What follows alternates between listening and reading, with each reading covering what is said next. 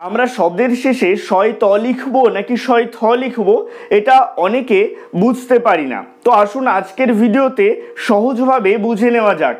এখানে গৃহস্থ, মুখস্থ, উদরস্থ, কণ্ঠস্থ এই শব্দগুলো রয়েছে, যেগুলোকে আমরা অনেক সময় ভুল করে গৃহস্থ, মুখস্থ, উদরস্থ, কণ্ঠস্থ এভাবে লিখে ফেলি। আবার এই পাশে রয়েছে রোগগ্রস্ত, বিপদগ্রস্ত, হতাশাগ্রস্ত, দ্বিধাগ্রস্ত এই শব্দগুলোকে আমরা অনেক সময় ভুল করে রোগগ্রস্ত, বিপদগ্রস্ত, হতাশাগ্রস্ত, দ্বিধাগ্রস্ত এইভাবে লিখে ফেলি।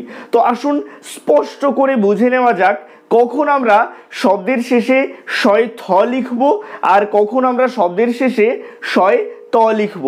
তো এই পাশে যে শব্দগুলো রয়েছে তাতে রয়েছে শয় থ। এ প্রসঙ্গে বলে রাখি, থাকে যে, থাকে যে এই অর্থে আমরা শব্দের শেষে শয় থ লিখব। গৃহস্থ, গৃহে থাকে যে। মুখস্থ, মুখে থাকে যে। উদরস্থ, উদরে থাকে যে। কণ্ঠস্থ, কণ্ঠে থাকে যে। অর্থাৎ থাকে যে এই অর্থে আমরা শব্দের শেষে শয় থ লিখব, কখনোই শয় ত লিখব না। এবারে বুঝে নিই কখন গ্রস্ত অর্থাৎ গ্রস্ত বানানে শব্দের শেষে শয় ত দেব। গ্রাস করেছে এমন, গ্রাস করেছে এমন বোঝাতে আমরা শব্দের শেষে গ্রস্ত দেব। সেক্ষেত্রে গ্রস্ত এর শেষে শয় থ হবে না, শয় ত হবে।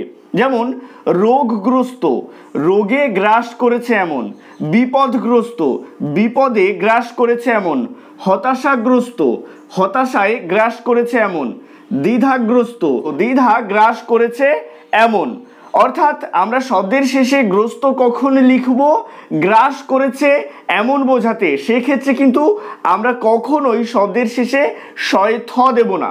এখানে গ্রস্ত বানানে শব্দের শেষে শয় ত হবে। শেষ করার আগে আরো একবার সহজে বুঝিয়ে দিই কখন শেষে শয় থ লিখব। থাকে যে এমন বোঝাতে শব্দের শেষে শয় থ লিখব, সেখানে কখনোই শয় ত হবে না। যেমন গৃহস্থ, গৃহে থাকে যে। আর গ্রাস করেছে এমন বোঝাতে আমরা শব্দের শেষে গ্রস্ত দেব, সেক্ষেত্রে শয় থ হবে না। আশা করছি বিষয়টা সহজভাবে বোঝাতে পারলাম। আজকের ভিডিওটা কেমন লাগলো অবশ্যই কমেন্টের মাধ্যমে জানাবেন।